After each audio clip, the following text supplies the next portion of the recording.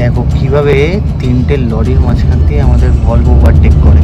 এই দেখো গাড়ি ছাড়ার আগে ঝামেলা। মেন যেটা এই বাসের আকর্ষণ সেটা হচ্ছে এখানে এসপ্ল্যানেডে এসে বুক করো বা দিনের দিন সকালবেলা একবার রেড বাসে চেক করবে, তখন কিন্তু দাম। আমি আমার কাজকর্ম সেরে আবার সিটে যাই, কারণ বাথরুমে একবার এরকম হচ্ছে। বাবা এতটা পর্যন্ত মানে তুমি দেখো, আমি কোনোদিন রেকমেন্ডেড করবো না।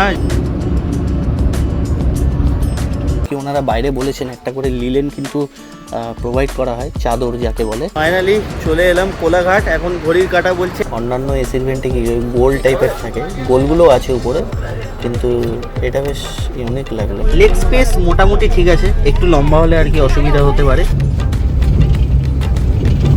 বাসটার কি অবস্থা, মানে একদম মেনটেনেন্স করে না। ভরপেট বেরালো।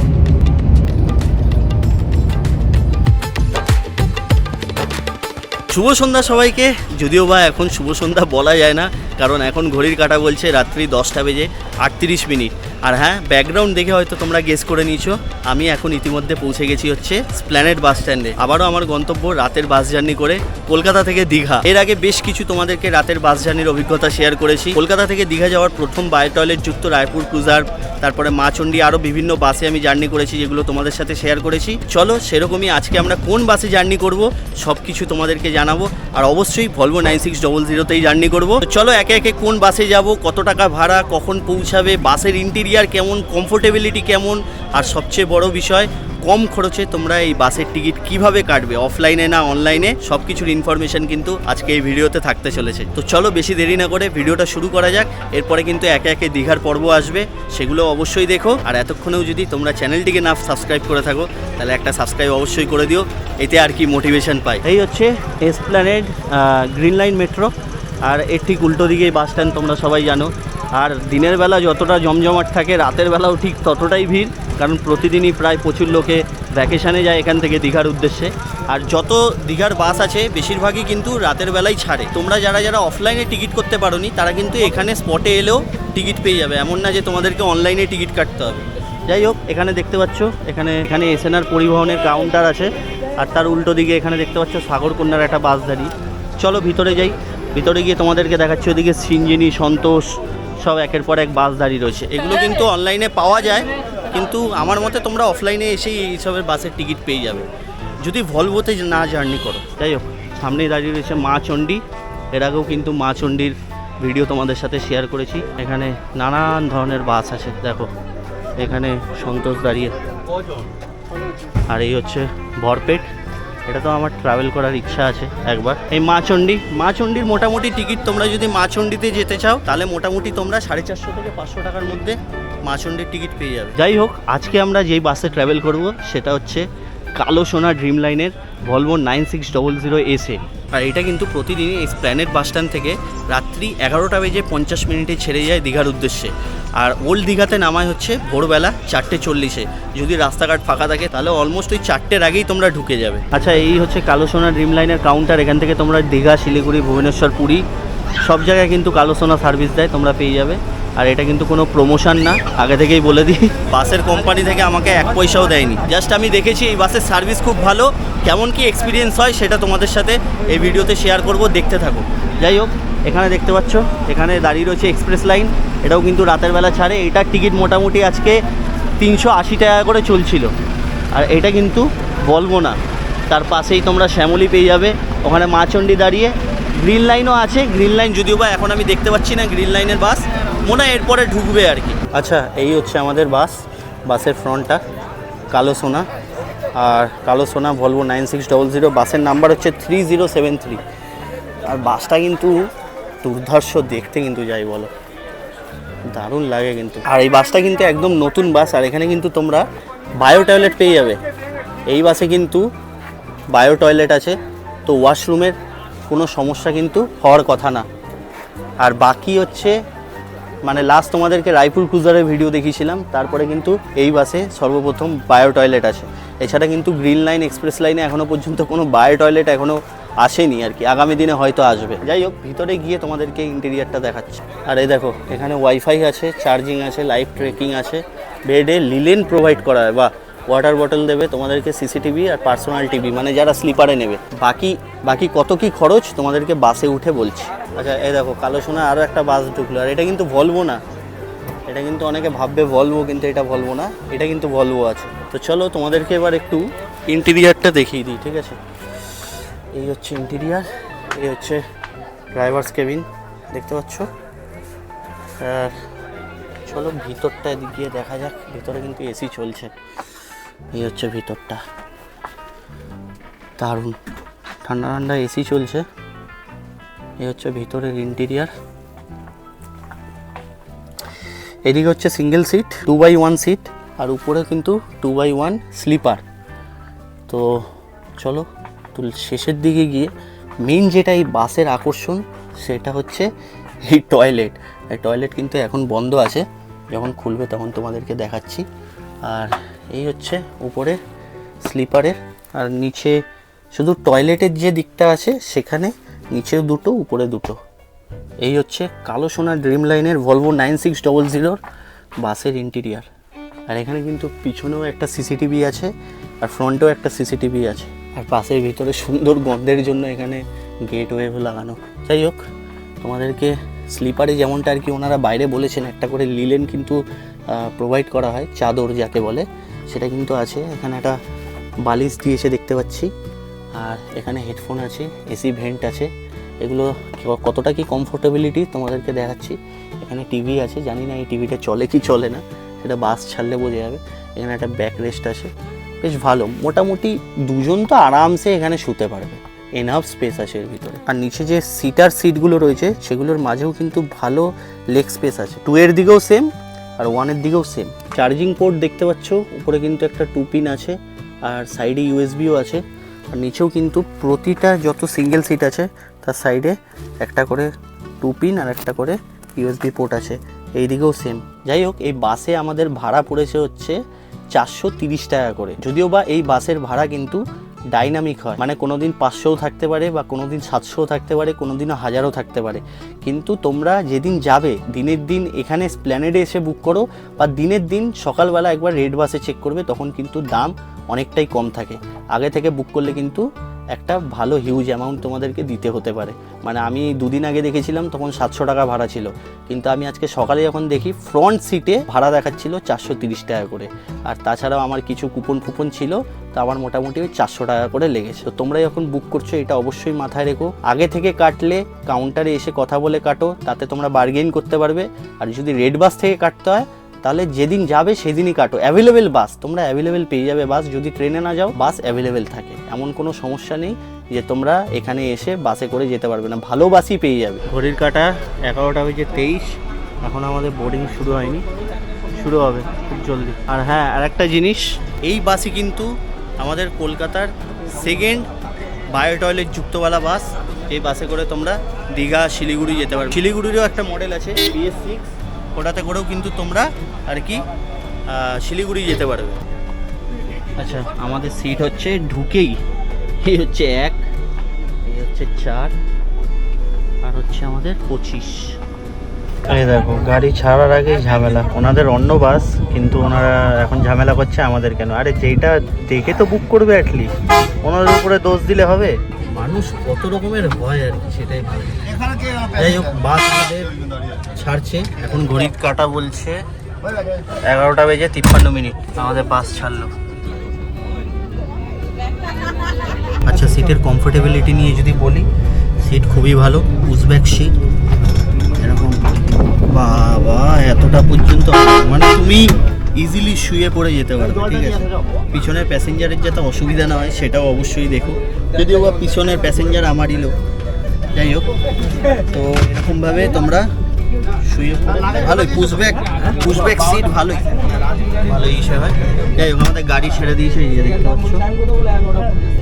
আচ্ছা, এই সামনে দেখতে পাচ্ছ, এখানে কিন্তু তোমরা জিনিসপত্র রাখতে পারবে।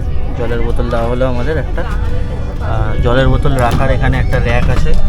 আর লাগেজ কিন্তু আমি নিয়ে উঠেছি, যেহেতু আমার একটা ছোট ব্যাগ আছে। লেগ স্পেস মোটামুটি ঠিক আছে, একটু লম্বা হলে আর কি অসুবিধা হতে পারে, কিন্তু যারা, আমি যেহেতু ফ্রন্ট ডেস্কে বসেছি তাই আর কি অসুবিধা। এই যে দেখতে পাচ্ছ দরজার সামনে একদম, পিছনে যারা বসেছো তাদের লেগ স্পেস মোটামুটি ঠিকই আছে। আর এখানে একটা চার্জিং প্লাগ আছে, কার্টেন আছে, তোমরা দিয়ে আরামসে ঘুমাতে পারো। যদিও বা আমি সারা রাত্রি মিররেই দেখবো।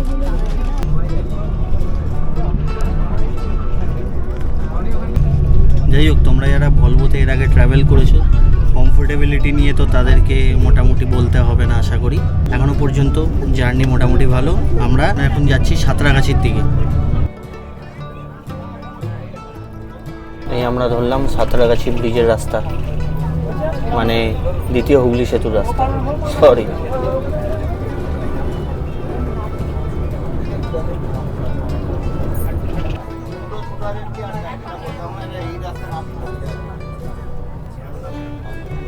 আচ্ছা, যেটা বাসে বলে দিল আর কি, সাঁতরাগাছি পেরালে কিন্তু টয়লেট খোলা হবে, তার আগে কিন্তু টয়লেট খোলা হবে না। আর যখন কোলাঘাটে গিয়ে দাঁড়াবে তখন কিন্তু টয়লেট বন্ধ থাকবে। তখন তোমাদেরকে কোলাঘাটে নেমেই আর কি সুসুপটি যা থাকবে তাই করতে হবে, কাজ সারতে হবে স্পষ্ট ভাষা। এই হচ্ছে আমাদের কোনা এক্সপ্রেসের প্রথম টোল। চলো এবার তোমাদেরকে বাথরুমটা দেখাই। এই হচ্ছে বাথরুম। আর বাস চলাকালীন এই বাথরুমে আসা প্রচণ্ড দায়, মানে পরিষ্কার পরিচ্ছন্নই আছে।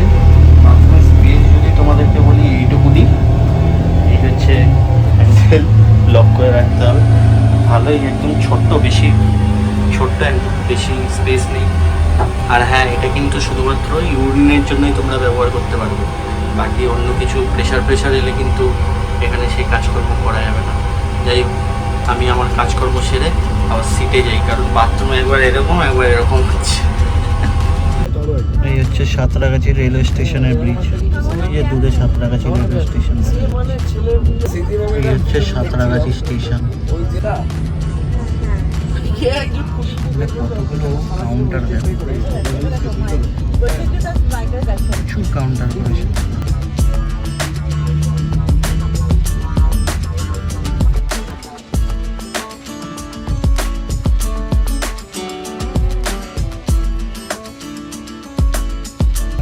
দেখো কিভাবে তিনটে লরির মাঝখান দিয়ে আমাদের ভলভো ওভারটেক করে, কি স্মুথলি ওভারটেক করছে, দেখলে কি স্মুথলি ওভারটেক করলো, দেখলে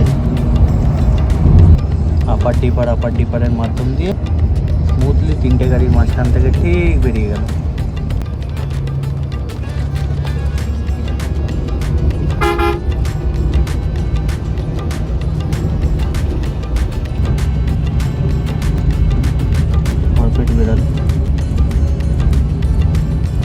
এই যে দেখো রায়পুর ক্রুজার বেরোচ্ছে, এটাতেও কিন্তু বায়ো টয়লেট আছে, দেখেছিস? রায়পুর ক্রুজার।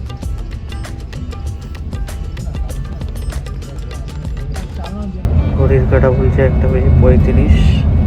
আমরা অলমোস্ট কোলাঘাটে চলে এসেছি, ফাইনালি চলে এলাম কোলাঘাট। এখন ঘড়ির কাঁটা বলছে 1:36। হালকা একটু চোখ লেগে এসেছিলো আর কোলাঘাটে এসে পৌঁছালাম। যাই হোক, এখানে আমাদের বাসের হল্ট হচ্ছে 15 মিনিট। আর সেই একই জায়গা যেখানে আর কি সকালবেলা বিকেলবেলা সবসময় এসে দাঁড়ায় আর কি গাড়ি, সেই জায়গায় এসে দাঁড়িয়েছে। যাই হোক, এত রাতে আর কী বা খাওয়া দাওয়া করবো, খেয়ে দিয়ে এসেছি বাড়ি থেকে। তোমরা চাইলে এখান থেকে খেতে পারো, তাও আমি 1 কাপ চা খাওয়ার চেষ্টা করি। আরে দেখো, এখানে গ্রিন লাইনও এসে দাঁড়িয়েছে। বাসটার কি অবস্থা, মানে একদম মেনটেনেন্স করে না। এটা কিন্তু ভলভো আছে গ্রিন লাইনে। আর আমাদের পিছনে এখনও আপাতত দুটোই দাঁড়িয়েছে, এর আগে ভরপেট এসে বেরিয়ে গেছে। যাই হোক, এই হচ্ছে new Ghosh hotel and restaurant. দেখি কি পাওয়া যায় ভিতরে। আগেরবার যখন এসেছিলাম তখন প্রচণ্ড বৃষ্টি হচ্ছিল, যখন রথযাত্রার সময় দীঘা গেছিলাম। দেখো, আমি কোনোদিনই রেকমেন্ড করবো না যে রাত্রি 1:30টার সময় তোমরা চা খাও, কিন্তু আমার চায়ের নেশা আর কি দাঁড়ালো, তাই চায়ে নিলাম। আর একে দেখো, ক্যাম্পা খাওয়া শুরু করে দিয়েছে। এখানে চা অ্যাটলিস্ট ভালো। প্ল্যানেটে খেয়েছিলাম ভাই, জল পুরো। দেখো, এই হচ্ছে ভলভোর ড্রাইভার কেবিন। আর এখান থেকে কিন্তু সব এসি বলো, লাইট বলো, সব কিন্তু এখান থেকে কন্ট্রোল হয়। দেখো, ক্যামেরাও আছে প্যাকেজে, ক্যামেরাটাও আছে। এখানে সব সুইচ আছে, সব এখান থেকে কন্ট্রোল হয় ভিতরে। আচ্ছা, একটা জিনিস তোমাদেরকে দেখাতে ভুলে গেছি। এই যে এসি ভেন্টটা আছে না, এটাকে এরকমভাবে সরালে আর কি খুলে যায়, হাওয়া বেশ ভালোই আসছে। আর এটাকে এরকমভাবে টেনে দিলেই বন্ধ হয়ে যায়। অন্যান্য এসির ভেন্টে কি গোল টাইপের থাকে, গোলগুলো আছে উপরে, কিন্তু এটা বেশ ইউনিক লাগলো আর বেশ ভালো। এটা বন্ধ করে দিলে আর হাওয়াটা লাগে না, গোলগুলো দিয়ে তাও হাওয়া বেরায় অল্প বিস্তার। এইটা কিসের আমি এখনও বুঝলাম না, এটা কাজ করছে না।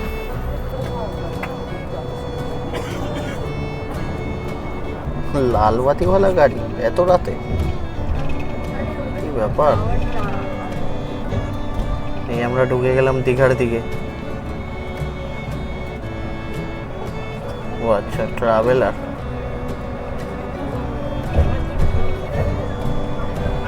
ট্রাভেলার বাস।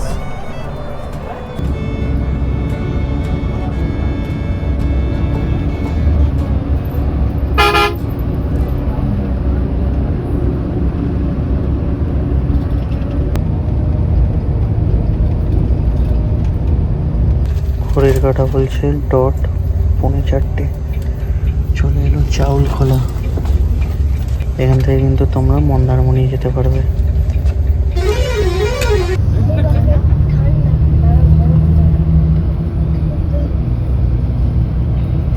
এই যে এটা হচ্ছে বালিশাই মোড়। এখান থেকে কিন্তু তোমরা তাজপুরে যেতে পারবে। তাজপুরে যদি তোমাদের কোনো হোটেল নেওয়া থাকে তাজপুরে যেতে পারবে। বালিশাই মোড়, এখান থেকেও তোমরা টোটো অটো পেয়ে যাবে। অনেকে নামলো যারা তাজপুর যাচ্ছে আর কি।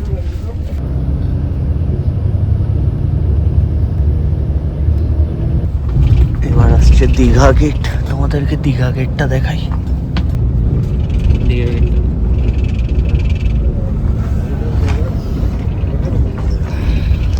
Border last.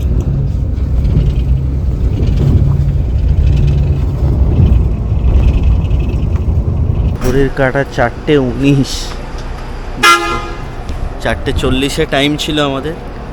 তার আগেই নামিয়ে দিয়েছে। মা চণ্ডী আর এটা দুটো একসাথে ঢুকেছে আর কি। এই যে পিছনে মা চণ্ডী দাঁড়িয়ে আছে। ভালো ভালো জার্নি ছিল, কমফোর্টেবল জার্নি ছিল। যাই হোক, ওভারঅল যদি জার্নি এক্সপিরিয়েন্স নিয়ে বলি তাহলে খুবই কমফোর্টেবল জার্নি ছিল, খুবই ভালো জার্নি। মানে এর আগে মা চণ্ডীতেও ট্রাভেল করেছিলাম আমি, সেটাতেও কমফোর্টেবল ছিল, এটাতেও কমফোর্টেবল জার্নি হয়েছে। লেগ স্পেস ভালোই ছিল, বসতেও অসুবিধা হয়নি, আর ঘুমও হয়েছে ভালো। অল্পখানি হয়েছে কিন্তু হয়েছে আর কি। বাসে কী বা ঘুম হবে মানুষের। যাই হোক, এখন ঘড়ির কাঁটা বলছে ভোর 4:22।